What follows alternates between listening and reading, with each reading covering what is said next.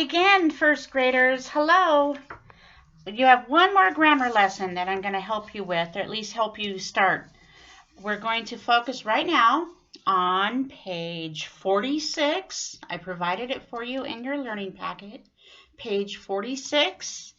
At the top, it says chapter 21, lesson 1, practice.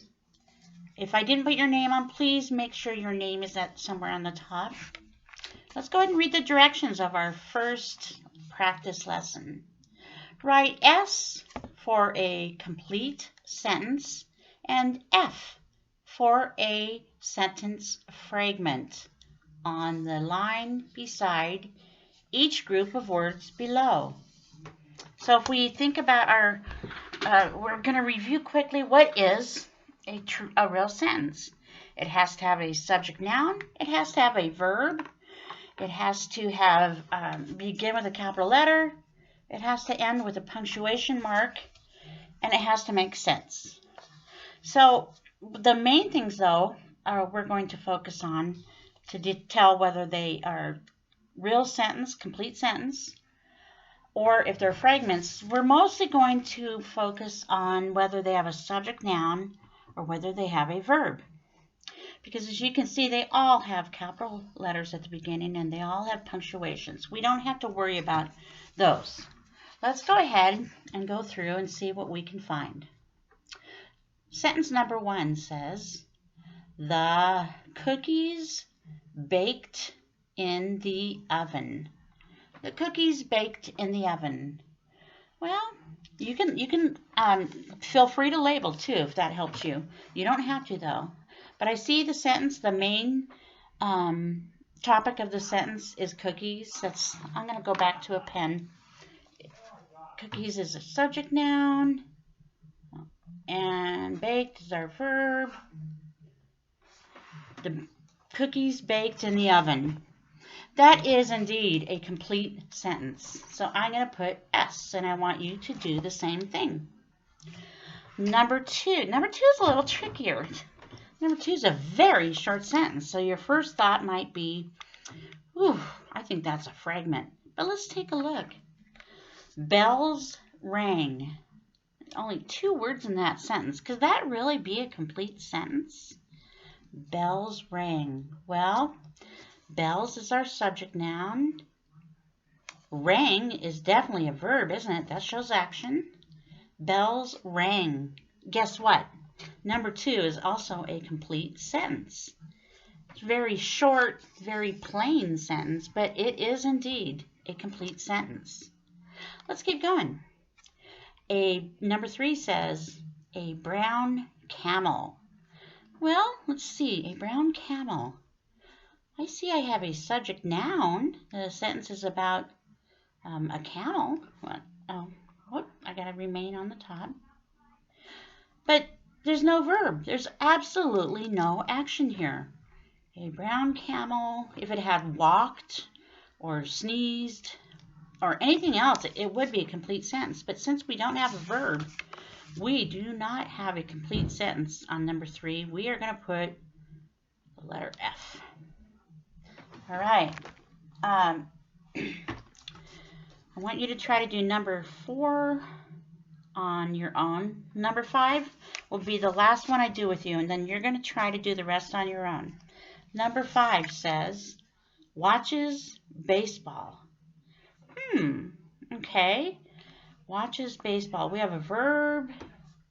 We do have a noun. Guess what? That's not a subject noun. You can tell because it should say, my uncle watches baseball, or your sister watches baseball. If it had anything like that, or a name, if you could see that it had a subject noun before it, it would be a complete sentence. But there's no subject noun here. Okay, so that is also a fragment. Now you're going to try number 4 on your own and all the rest on your own. Okay, just think about what a complete sentence is as opposed to a fragment sentence. And the bottom one here is, these are kind of fun. These are easy. I think this might be the first time you've had this, but it's easy. It's fun. Chapter 21, Lesson 2, Practice 1.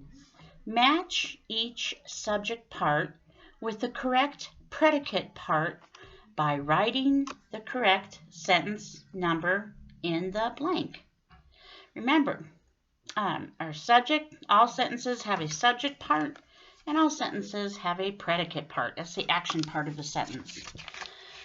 My recommendation, you might have strategies of your own for this, but what I like to do is read all of the subjects first and then read all of the predicates next. And then after that, I'll have a pretty good idea of where things go. A horse, the wildflowers, the newspaper, that actor, the beautiful rainbow. These all the subject part of a sentence. And now we're going to read the predicate parts of sentences. Was in a new movie. Was printed yesterday. Galloped through the pasture. Appeared above the trees. Bloomed in the field. All right. So now that I've read all my subjects and I've read all my predicates, that's going to be a little bit easier for me to determine what goes where. Number one, it says a horse. A horse was in a new movie? Well, that could be, but let's keep going, see if we can find something that fits better. A horse was printed yesterday? No, that doesn't really make sense. A horse galloped through the pasture? Ooh, that one definitely makes sense. But let's go ahead and read the others just to make sure. A horse appeared above the trees? No. Or a horse bloomed in the field? No way. So let's come back up to the one that really sounded great to us. A horse galloped through the pasture. If it helps you, you are allowed to put a line. But what I really mostly want to see is for you to put that number. You're matching your subject part to your predicate part. So I want you to put the numbers over here. If you can put lines too, but you definitely have to put numbers here. Okay? You're going to go through and figure out the rest of them on your own. On the last lesson, it was a test. You're allowed to always, I'm not going to cross out lessons anymore. I'm going to leave them as optional. If you, there's always going to be a page till the rest of the school year. There will always be a page I do want you to do. I'm going to help you with it, with videos. But on the back, there's also going to be like an optional page that I would love for you to do. It'd be great for you to learn it. But some of you kids, I'll leave it up to your parents. They'll decide whether they want you to do the back pages of some of these lessons. Okay? All right. Well, I'm going to sign out for now. And I really miss you kids. And I hope all of you are well. Bye-bye.